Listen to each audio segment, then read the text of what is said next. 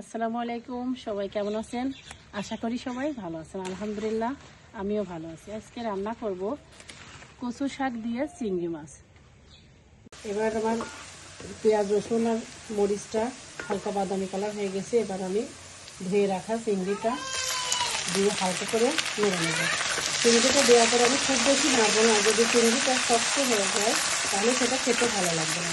চিংড়িটা হালকা নেড়ে আমি শাকটা দিয়ে দেবো। দেখেন চিংড়িটা বাদামি হয়ে গেছে, আর বেশি আমি ভাজবো না। এবার আমি শাকটা দিয়ে দেবো।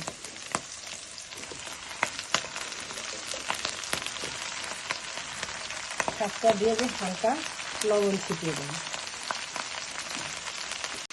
দেখেন আমার কচু শাক ভাজিটা প্রায় হয়ে আসছে। আর এভাবে কচু শাক ভাজি করলে, অনেকে আছে ঘন্ট পছন্দ করে না, এভাবে যদি আপনারা চিংড়ি মাছ দিয়ে ভাজি করেন তাহলে সেটা অনেকটাই টেস্ট লাগবে। সবাই বাসায় ট্রাই করবেন। আল্লাহ হাফেজ।